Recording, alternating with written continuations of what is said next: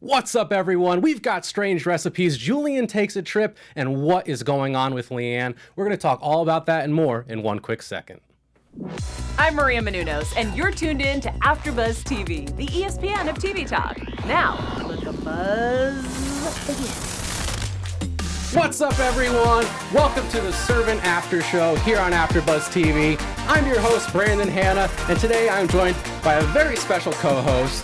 He's a massive fan of psychological thrillers and has restaurant industry experience, which I'm dying to hear about. James Maple, how are you doing? Hey, everybody. Happy to be here joining the panel for Servant.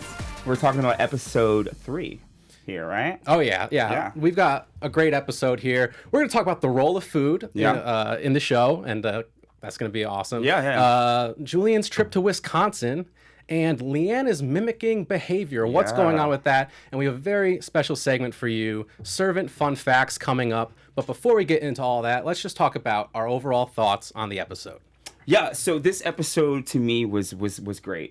We really got to delve further into like the psyche of Sean and like that dynamic. And I love too, we got to really figure out the character development with Julian. Because I feel like as the stepbrother, he's one of the few people in like the servant world who knows the true deal with the baby, with Jericho, that knows the baby is real or not real. So it was cool to see him make a vested interest into like protecting the family, but still trying to get to the truth and figuring out what the heck's going on with Leanne. So I'm excited to see what happens with that. Takeaways from the episode. Certainly, yeah. His role in this whole situation they got going on is very interesting. Yeah. And how he's kind of taken on this role of investigating into Leanne, because Leanne's kind of strange. She might have some skeletons in the closet. Kind of strange is an understatement. There are moments in the series where I'm like, she's crazy. This woman's crazy. like even like her job as a broadcast journalist, we're hosts as well. So even still, when I listen to her her exchanges with some of the other characters, I'm like, are we like that when we aren't on like in front of the camera? The Dorothy you're talking about. Right? Dorothy. I'm sorry, Dorothy. Yeah. It's just to see her switch almost. I feel like there are moments when she is talking to Leanne, and then moments where she's talking to Sean, that we get two different Dorothys. So to me, that has been one of the biggest things that I've taken away from the series so far, is seeing that that yin and yang of Dorothy, because they're starkly different sometimes, I feel like. Yeah, that's actually really interesting observation, how you can kind of tell someone who's on TV, they can kind of like change their persona. Yeah. It's like when we get to these cuts of her being on television, she's almost a completely different person than when she comes home. She's so polished and very astute and very, very. But when she's at home and when she's in the bathtub, and Sean's on the toilet drinking wine is their thing. I'm realizing we get a different woman, and we get a more rough edge, a bit more real. I feel kind of a woman in Dorothy that we don't get so much with her on camera. So it's interesting to see that. It is, and definitely her relationship with Leanne. Yeah, them kind of getting closer, starting to become friends almost. Yeah. I feel like I've realized that I think that they're maybe becoming more than friends. I don't know, like that sounds kind of weird, right? Take this to a left turn. No. But in that I don't know. I feel like she's taking on a bit more of in the beginning episode, she mentioned how she wanted to be we're going to be best friends, talking to Leanne, Dorothy is. And then kind of towards in this episode, I'm kind of feeling like she's taking on this maternal role.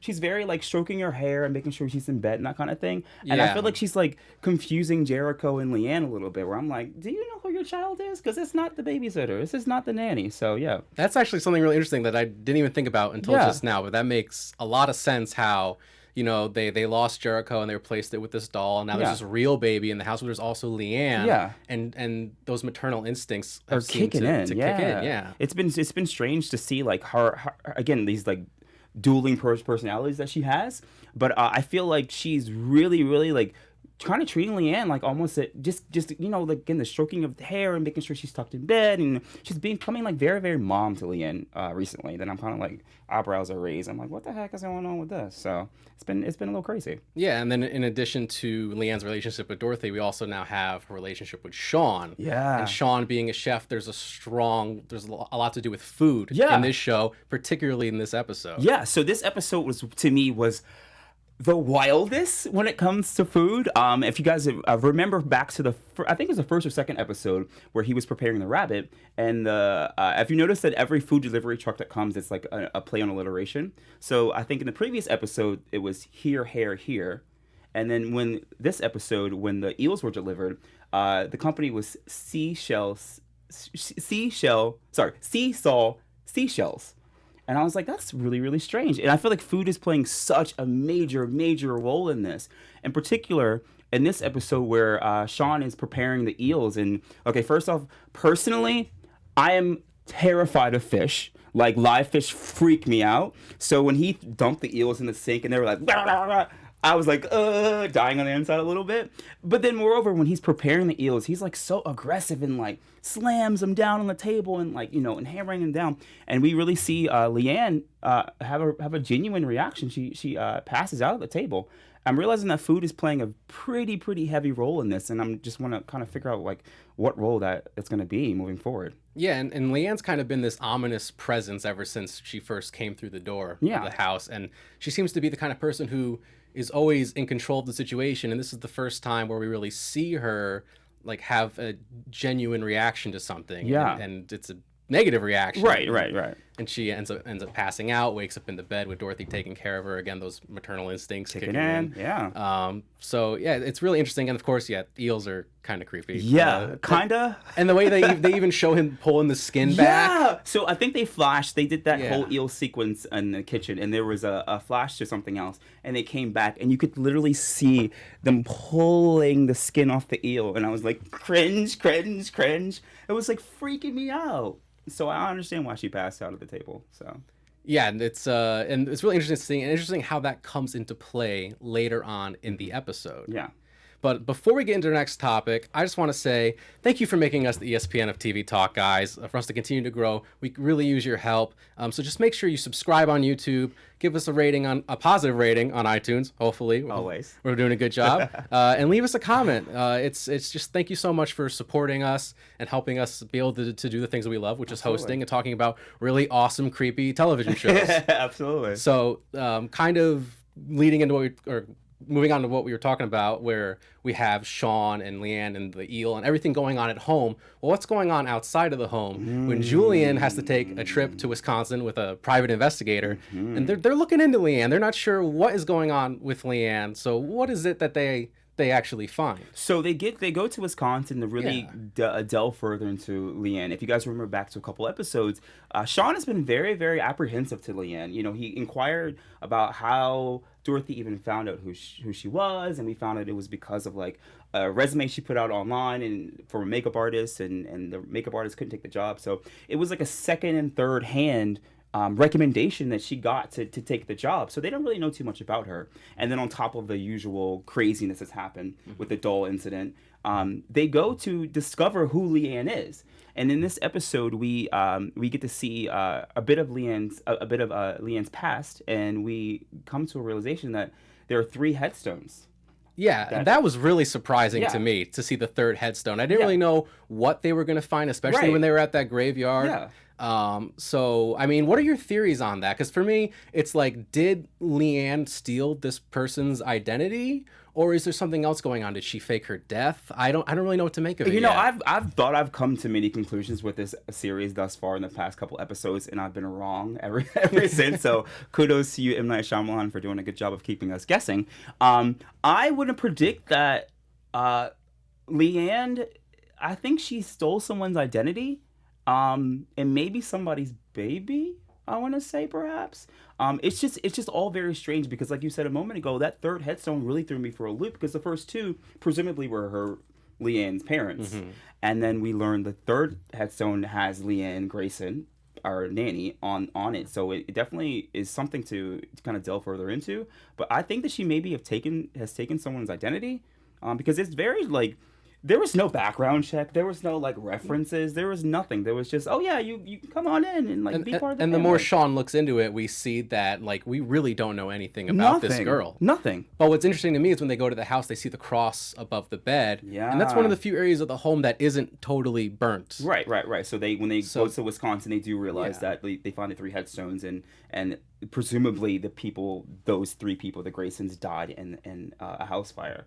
And like you said, we do see that cross that keeps popping up in different episodes. So I definitely think that that's going to play a major part in the series moving forward, I think. Yeah, and because of that, that's where I kind of lean in the direction that I think Leanne is the Leanne that we think is dead. Okay. But for some reason, maybe she survived, and maybe she's been making it on her own this whole time. Maybe she's had help. I don't know. Yeah. But there's these little pieces of evidence. That's kind of how I'm putting it together. I like this episode for Julian, because Julian, to me, Dorothy's brother-in-law, Julian to me provides us with an insight into the series that we as a viewers have. Because as the characters within the series and within that world, they are all bouncing off each other in their ideas. But I feel like Julian to me is me who's like, what you mean you didn't? No, we're going to investigate this girl and figure out who she is. He's the one asking the questions that we're thinking about. So I really do appreciate the progression and the growth of Julian within this episode, because he's really, really hitting home to the questions that I'm thinking, and I'm sure you're thinking, all other viewers out there are thinking as well. And he's seeking answers and presumably getting some. I don't know where this trail is going to lead, but he has more information than he had to begin with, which is incredible. Yeah, definitely. And so he gets this new information and he comes back to Philadelphia. Yeah. And that's where we kind of get we see Leanne starting to mimic the behavior of Dorothy. She's putting on Dorothy's dresses and she's kind of changing. It's like almost like Dorothy's kind of like making her a little more outgoing, a little more of a softer presence in the household, a little less creepy. So we get almost a little too comfortable around her, I think. Yeah. But then that's when we realize that she does something, and that is when Dorothy and Sean go out. Right. And his assistant, his sous chef comes in. Yeah. Is Toby. Yeah, played by Tony Revolori. Yeah. So shout out to you, buddy. Yeah. Good work. Did a great job on the episode. Love Spider-Man. Yeah, anyways, for sure. So they kind of have like a date almost. Yeah. And the date was almost like again, you said she was Leanne's mimicking Dorothy, and it's kind of graphic, but whatever. We all saw the episode where Dorothy is with Sean in the living room, and Leanne's kind of peering. She's always like creeping around the stairwell, mind you. Yeah, I feel like she's always like, "What are you guys doing over there?" She's always watching. Yeah. So she sees Dorothy and Sean in the living room, and they're like kissing, about to go out to dinner, and she sees Dorothy grab Sean's crotch. And then flash forward to this impromptu, like, awkward, unofficial date with all the leftover food from Sean's prep. And Leanne decides to have an impromptu date with Toby. And she does exactly what Dorothy does. She, kind of gets really close to Toby, and he pins him against the fridge and grabs his crotch. And to me, that was the part in the episode. I was like, okay, this girl has far more dimensions than I thought, because I thought she was this little, like, Wisconsin, like, always praying kind of little girl. She got a little freak in her. I was like, damn. Well, I think that's actually what happens when Julian ends up coming back. Yeah. And with Toby, it's kind of interesting. He's like kind of trying to like look through the leftovers in the fridge, and that's when we see Leanne mimic Sean's behavior, where in the beginning of the episode she was freaked out by the eel, and she just immediately takes the one remaining eel and just smacks it against the table. It was very, very shocking. Like it was nothing. Because this is the same girl who, not hours later within the premise of the show, hours later passed out at the prep station at the table in the kitchen because Sean was doing the exact same thing, and now she's like you said, she's mimicking Sean and like, oh, wah wah wah wah wah. I was like, damn. So yeah, it was pretty interesting to see her like evolve and change like that. Yeah, I'm really fascinated by this idea that she kind of just mimics what behavior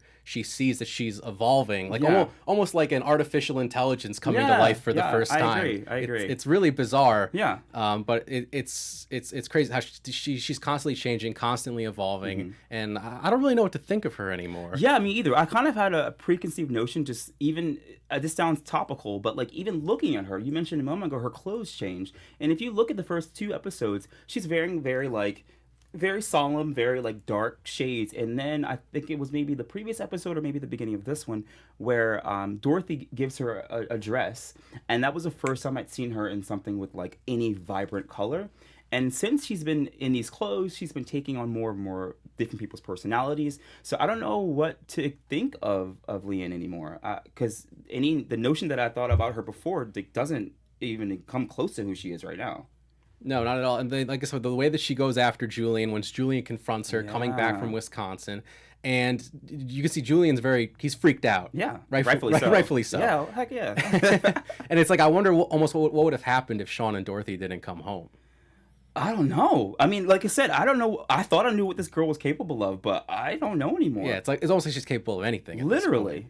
And when Julian confronts her, we kind of start to get a little more information where at first we didn't know whether or not Leanne really could knew what was going on with the baby with Jericho dying and then there being a doll, because she treated the doll like it was a regular baby. Yeah. And then all of a sudden this real baby comes into the house, and I think she makes it very clear that she knows exactly what had happened, because she even confronts Julian and says, like, were you here when it happened? Right, yeah. And it's like, well, now it has me thinking, well, what happened? What happened? Like, is there more to this story that we don't know? I think there is, but what happened? I think we've been given like a couple like little clues, but I don't think anything serious to give us any like solid foundation as to what happened within this episode at least. Yeah, and I believe, and then we also start to see Sean change a little bit. I think at the end of this episode, we kind of see him start to take care of the baby. Right. So I noticed that too. I think this was one of the first times in the series that we saw Sean really take a vested, like, paternal, fatherly interest into, like, caring for this baby. Because I feel like before, like, within the trailer, if you guys have seen it, and I think within the first episode, where he picks up Jericho from the crib and like knocks his head on the side of the crib, like, I thought that was a real baby. Like, I was like, what kind of child abuse show am I watching right now? But yeah, it's to see him like thoroughly embrace Jericho. I think we had seen it maybe previously in the previous episode where Leanne's standing at the top of the stairwell and Dorothy goes to the restroom and she hands Jericho to Sean, and at first he's like, being very, very careful, and he goes, and then Dorothy goes to the restroom and he throws the baby on the floor. So that was the first, like, okay, maybe he's gonna, like, he's treating it like an actual baby. But the end of this episode, there was a genuine, like, okay, I think he might think that this baby is real. Like, there was a really, like, real father moment that I had never seen from Sean before until that moment. Yeah, and even in episode 2, he still kind of treats the real baby like it's a doll almost. He doesn't really care for it. He just treats it as like an object he needs to get rid of. Yeah. And so this is a really interesting development in his character, I think. Yeah. And you'd kind of mentioned something earlier that kind of leads into something in our special segment today, which is servant fun facts. So I know you have some fun facts prepared for us. I got a couple things to throw your way. Yeah, a couple things to throw your way. So I did a little research and came across just 2 facts I think would be cool to talk about. So this series itself was originally set in a nameless place. Then it was changed to London. Then it was changed to New York City. And then when M. Night Shyamalan joined the project, the setting was changed into Philadelphia, where it is right now. Why do you think that decision was made? I mean, well, that's really interesting to me, because if you notice, a lot of M. Night Shyamalan's films take place in Philadelphia, which is where he's from. So that was almost like my sort of guess when the show first started. I'm like, oh, they have to be in Philadelphia because it's Shyamalan. Although this is based off of prior source material. So I was like, is this maybe a coincidence? But I believe you had said that it was originally a nameless city. Right. So it makes sense that Shyamalan would then take that advantage. Like, bring it back to my hood. We're bringing it home. To my hood. All right. And then fun fact number 2, I thought this was really interesting, and we've actually kind of touched on it very, very briefly. So the first reborn doll, that's what they call them, supplied to production was too realistic. And it had to be altered so the viewers would not think it was a real baby. Now, as I said a moment ago, I fell for it. I thought it was a real baby. So I think they did an excellent job of even, like, I couldn't imagine that baby looking more real than it does right now. So there's like a prototype baby that existed for this series that was more realistic than Jericho we have right now. That's crazy to think. Yeah, that baby, like, it'd be shaking. And I'm like when he hit his head on the crib, there was like a good like shake the baby made, and I was like, God damn, it's real. For me, that's still the like, oh crap moment from this show. To me, for sure. I thought he really smacked that baby's head against the crib. Too. And even while he was holding it, and we kind of get that close up shot, I was like, what is this? Yeah, what is happening? I am confused. So I'm dying to see what that more realistic baby doll. Yeah. We should look that up. Maybe we'll have that something for you guys next week with that. We'll look into that. Definitely. Yeah, definitely. That'd be really interesting to find out. So, do you have any, any additional thoughts?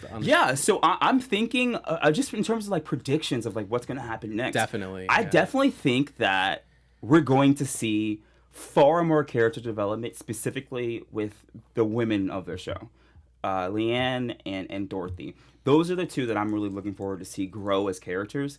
In particular, Leanne, because we're on episode 3 now. Yep. Like, Leanne has changed 180 in 3 episodes, so I cannot imagine what we can expect moving forward with her. And regarding Leanne, like we said in the beginning of the show, like, you know, she has all these different hats she wears. So, you know, if she's doing her broadcast journalism thing, if she's at home talking to her husband, if she's at home talking to Julian, she has a different kind of attitude. If she's at home talking to Dorothy, she's a different kind of attitude. So I'm just curious to see what hat she ends up wearing as her, like, final hat. Like, this is me. This is what I've accepted. My baby is real, not real. So I'm curious to see, like, what the women are going to do in the show, personally. What about you? Yeah, I'm personally interested to see, like, similar stuff, but also the role of this baby that's in their lives now. Like, are they going to start to accept this baby as their own? I know that Dorothy obviously believes that it's the actual Jericho. Yeah, for sure. And Leanne is obviously there to play along. So, I mean, it looks like Sean's starting to get on board with this baby in the house. Yeah. And then who knows how Julian's going to start to feel at this point. Yeah, because he, like I said in the beginning of the show, he's one of the few people who knows,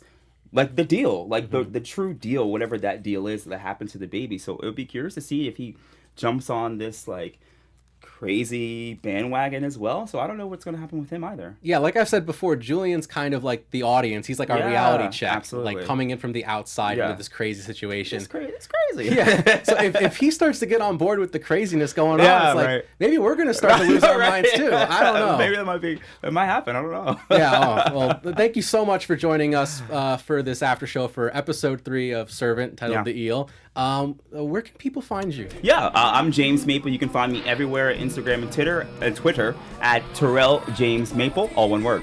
And I'm Brandon Hanna. You can find me at BrandonHanna07, Twitter and Instagram. So thank you very much for joining us, and we'll see you next time. Yeah, peace. Our founder, Keven Undergaro, and me, Maria Menounos, would like to thank you for tuning in to AfterBuzz TV. Remember, we're not just the first, we're the biggest in the world, and we're the only destination for all your favorite TV shows. Whatever you crave, we've got it. So go to AfterBuzzTV.com and check out our lineup. Buzz you later. The views expressed herein are those of the hosts only and do not necessarily reflect the views of AfterBuzz TV or its owners or principals.